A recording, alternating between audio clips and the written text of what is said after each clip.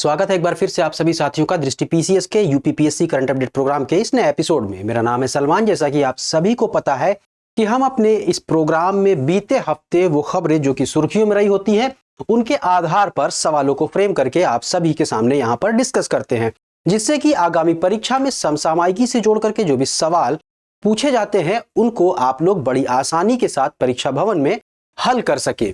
तो आइए एपिसोड की शुरुआत करते हैं, देखते हैं कि आज के एपिसोड में वो कौन से सवाल हैं जो आप सभी के लिए फ्रेम किए गए हैं। सवाल को देखने से पहले एक सूचना आप सभी के साथ साझा करनी है, और सूचना ये है कि दृष्टि संस्थान की ओर से हिंदी माध्यम में ऑफलाइन मोड में फाउंडेशन बैच की शुरुआत की जा रही है। इसकी विभिन्न शाखाओं पर फाउंडेशन बैच के अंतर्गत प्रीलिम्स और मेंस का पूरा पाठ्यक्रम दृष्टि संस्थान के अनुभवी शिक्षकों के द्वारा कवर किया जाएगा। तो बात कर लेते हैं किस शाखा पर कक्षाएं कब शुरू की जाएंगी और या कब से शुरू हो गई हैं। तो दिल्ली की अगर बात करें तो दिल्ली की जो मुखर्जी नगर शाखा है यहाँ पर 29 दिसंबर से कक्षाएं शुरू होंगी। वहीं करोल बाग की अगर बात करें तो यहाँ से 21 दिसंबर से कक्षाएं शुरू हो गई हैं। प्रयागराज शाखा की बात करें तो 27 दिसंबर से कक्षाएं शुरू हो रही हैं। वहीं जयपुर शाखा की बात करें तो यहाँ पर 18 दिसंबर से कक्षाएं शुरू हो गई हैं। और लखनऊ शाखा की बात करें तो यहाँ पर भी 27 दिसंबर से कक्षाएं शुरू हो रही। तो आप जिस भी शाखा में प्रवेश लेना चाहते हैं तो यहां पर संपर्क नंबर दिया हुआ है, आप कॉल करके प्रवेश से संबंधित जानकारी प्राप्त कर सकते हैं, या कोई अन्य जानकारी जो आप चाहते हैं दृष्टि संस्थान से उनके बारे में भी जानकारी प्राप्त कर सकते हैं। तो ये एक सुनहरा मौका है कि आप दृष्टि संस्थान के साथ जुड़ करके अपनी तैयारी को और भी बेहतर तरीके से आगे बढ़ा सकते हैं। चलिए बात करते हैं पहले सवाल पर। सवाल पूछा गया है, हाल ही में किस देश की तर्ज पर लखनऊ में आधुनिक गौशाला बनाए जाने का निर्णय लिया गया है? विकल्प है इंग्लैंड, स्विट्जरलैंड, डेनमार्क या फिर कनाडा। तो अभी हाल ही में लखनऊ की महापौर के द्वारा इस बात की जानकारी दी गई है कि लखनऊ में स्विट्जरलैंड की तर्ज पर आधुनिक गौशाला का निर्माण किया जाएगा। तो प्रश्न का सही जवाब विकल्प बी हो जाएगा, और इस गौशाला में केवल दुधारू गायें ही रखी जाएंगी। साथ ही साथ यहां पर भारतीय संस्कृति की एक झलक भी देखने को मिलेगी। यहां पर अगर बात करें तो यह जो पूरा का पूरा सेटअप किया जा रहा है, यह जो आधुनिक गौशाला बनाई जाएगी, यह उत्तर प्रदेश सरकार की जो गो पर्यटन नीति है इसके तहत 10 हेक्टेयर जमीन पर इसका विकास किया जाएगा। इसके लिए 32.63 करोड़ रुपए खर्च किए जाने का भी प्रावधान है। इस गौशाला का नाम मनोरथा गौशाला होगा। ये बात ध्यान रखिएगा कि मनोरथा किससे संबंधित है, इस तरह का सवाल भी पूछा जा सकता है। तो ये अत्याधुनिक या आधुनिक गौशाला से संबंधित है, जिसका निर्माण जो है स्विट्जरलैंड की तर्ज पर लखनऊ में किया जाएगा। चलिए बात करते हैं अगले सवाल पर। सवाल है, प्रदेश के कितने मंडल मुख्यालयों में साइबर क्राइम थाने मौजूद हैं? यहां पर ध्यान रखिए कि मंडल मुख्यालयों की बात की जा रही है। विकल्प है 12, 15, 18 या फिर 20। तो दरअसल अभी हाल ही में उत्तर प्रदेश सरकार की तरफ से एक निर्णय लिया गया है, जिसके अंतर्गत उत्तर प्रदेश के 57 जनपदों में साइबर थाने खोले जाएंगे। और वर्तमान में अगर हम बात करें तो उत्तर प्रदेश के 18 मंडल मुख्यालयों में साइबर क्राइम थाने मौजूद हैं। तो प्रश्न का जो सही उत्तर हो जाएगा विकल्प सी हो जाएगा। साइबर क्राइम्स के बारे में आप सभी को पता ही होगा कि आजकल हम बहुत ज्यादा इंटरनेट का उपयोग करते हैं, जिसकी वजह से बहुत सारी ऐसी समस्याएं, बहुत सारे फ्रॉड, बहुत सारे चीट किए जा रहे हैं, जिससे कि दिन ब दिन साइबर क्राइम से जुड़े केसेस बढ़ते चले जा रहे हैं। तो इन केसेस को सॉल्व करने के लिए और लोगों को तक यह बात सुनिश्चित करने के लिए कि उनके साथ इस तरह की धोखाधड़ी आगे नहीं होगी, सरकार उसके लिए चुस्त है, मुस्तैद है। इसको ध्यान में रखते हुए 57 जनपदों में साइबर क्राइम थाने स्थापित करने का प्रस्ताव पर मुहर लगा दी गई है। तो यहां पर देखिए कि प्रदेश के 18 मंडल मुख्यालयों में साइबर क्राइम थाने वर्तमान में मौजूद हैं। तो प्रश्न का सही उत्तर विकल्प सी हो जाएगा। बढ़ते हैं आगे की तरफ।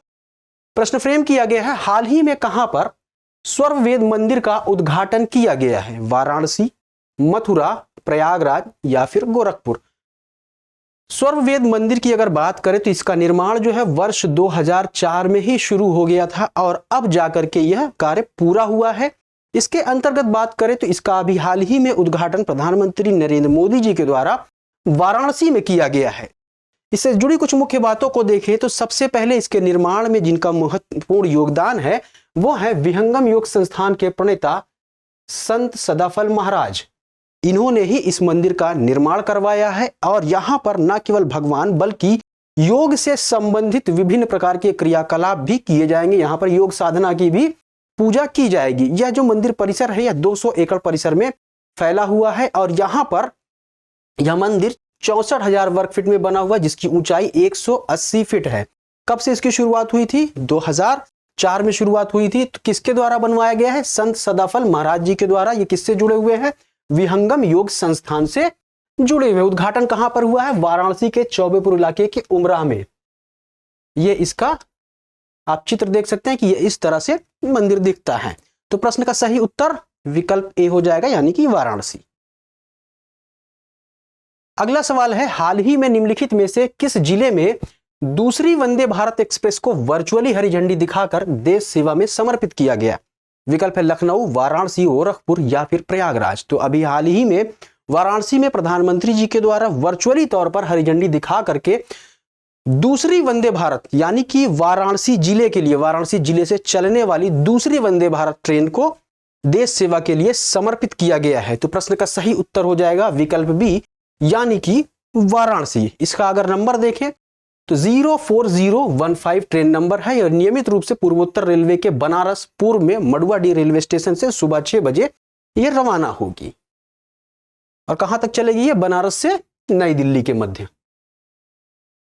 अगला प्रश्न देखते हैं, कन्यान कुथु का संबंध है नृत्य, खेल, संगीत या फिर झाड़ी, एक पौधा।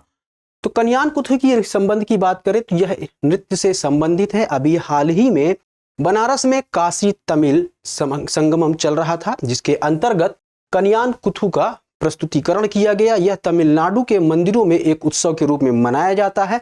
कन्यान कुथु की अगर बात करें तो जैसा कि नाम से ही लग रहा है, इसमें मुख्य रूप से केवल पुरुष ही भाग लेते हैं और इस नृत्य का नाम जो कन्यान कुथु पड़ा हुआ है। तो कन्यान एक अनुसूचित जनजाति है जिसके पुरुष इसके अंतर्गत हिस्सा लेते हैं। यह 300 वर्ष पुराना नृत्य है।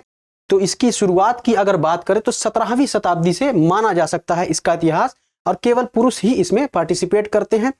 कन्यान कुथु का नाम उस समुदाय के नाम पर पड़ा है जहां से कलाकार आते हैं। तो कन्यान क्या है? एक अनुसूचित जनजाति है। ये तमिलनाडु के, ध्यान रखिएगा, अभी इसकी प्रस्तुतिकरण कहां पे की गई है? उत्तर प्रदेश के वाराणसी पे, जहां पर काशी तमिल संगमम का आयोजन किया गया था। तो ये तमिलनाडु में मंदिर उत्सवों के दौरान एक प्रचलित अनुष्ठान है। तो इसकी प्रस्तुति दी गई है वाराणसी में। तो इसी वजह से ये एक बार सुर्खियों में है। अब इसके अंतर्गत जो भी गायक होता है, मुख्य गायक होता है, उसे अन्नवी कहा जाता है।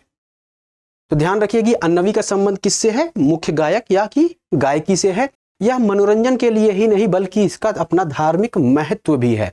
इसमें स्थानीय देवताओं के अलावा मार्कंडे और हरिश्चंद्र पुराण जैसी पौराणिक कहानियां और रामायण और महाभारत की कहानियां सुनाई जाती हैं। तो इसमें अगर देखें तो मुख्य रूप से नृत्य से ही संबंधित है ये, लेकिन यहां पर जो कहानियां सुनाई जाती हैं वो गा करके भी सुनाई जाती है। तो अगर यहां पर गीत दिया जाए तो वो उत्तर ज्यादा सटीक होगा, लेकिन यहां पर गीत इस तरह से नहीं दिया हुआ है, म्यूजिक दिया हुआ है। तो म्यूजिक में गायकी नहीं आती है, तो कंफ्यूज होने की जरूरत नहीं है। इसमें जब जो अन्नवी होता है, मुख्य गायक होता है, वो कहानियों को सुनाता है। तो इसमें जो कन्यान कुथु से संबंधित, कन्यान से संबंधित जो भी पुरुष लोग हैं वो नृत्य की प्रस्तुति भी करते हैं। तो प्रश्न का सही उत्तर ए हो जाएगा, यानी कि नृत्य हो जाएगा। अगला प्रश्न है, साहित्य अकादमी पुरस्कार के अंतर्गत उपन्यास श्रेणी में अंग्रेजी भाषा हेतु निम्नलिखित में से किसे पुरस्कृत किए जाने की घोषणा की गई? संजीव, विजय शर्मा, सादिक नवाब शहर या फिर नीलम शरण गौर। आपको पता ही होगा कि अभी हाल ही में साहित्य अकादमी पुरस्कारों की घोषणा की गई है और ये पुरस्कार जो है संभवतः मार्च में दिए जाएंगे। तो इसमें उपन्यास श्रेणी में अंग्रेजी भाषा में जो उपन्यास लिखा गया था नीलम शरण गौर के द्वारा, इनको दिया गया है। और ये अगर हम बात करें तो उत्तर प्रदेश के प्रयागराज की रहने वाली है। इनके द्वारा अंग्रेजी भाषा में जो लिखा गया उपन्यास था जिसके लिए इन्हें संगीत अकादमी पुरस्कार हेतु चयनित किया गया है, उसका नाम है रेक्यूम इन रागा। रेक्यूम इन रागा अंग्रेजी भाषा में चयनित होने वाला उपन्यास है जिसके लिए नीलम शरण गौर को साहित्य अकादमी पुरस्कार के लिए चयनित किया गया है। तो प्रश्न का सही उत्तर विकल्प डी हो जाएगा। बढ़ते हैं आगे की तरफ। सवाल फ्रेम किया गया है, साहित्य अकादमी पुरस्कार के अंतर्गत हिंदी के लिए किस उपन्यास को चयनित किया गया? मंदी चिप, राजदेव की अमराई, सैरंद्री या मुझे पहचानो। तो जैसा कि पिछले प्रश्न में मैंने आपसे जिक्र किया कि साहित्य अकादमी पुरस्कारों की घोषणा की गई है, इसके अंतर्गत हिंदी भाषा में जिस उपन्यास को चयनित किया गया है इस पुरस्कार के लिए, तो वह उपन्यास है मुझे पहचानो। यह जो है संजीव जी के द्वारा लिखा गया उपन्यास है। इनके कुछ अन्य उपन्यास भी हैं। अगर हम देखें तो इनके अन्य उपन्यासों में से जो चर्चित है मुख्य रूप से किशनगढ़ के अहेरी, सर्कस, सावधान नीचे आग है, धार, पांव तले की दूब, जंगल जहां शुरू होता है, सूत्रधार, आकाश चंपा और रह गई दिशाएं इसी पार शामिल है। ये इनके कुछ अन्य चर्चित उपन्यास हैं। तो संजीव जी के द्वारा लिखी गई है और यह मूल रूप से उत्तर प्रदेश के सुल्तानपुर जिले के रहने वाले हैं। तो ये उत्तर प्रदेश से संबंध रखते हैं। ये पुस्तक का जो फ्रंट है, कवर है, आप देख सकते हैं।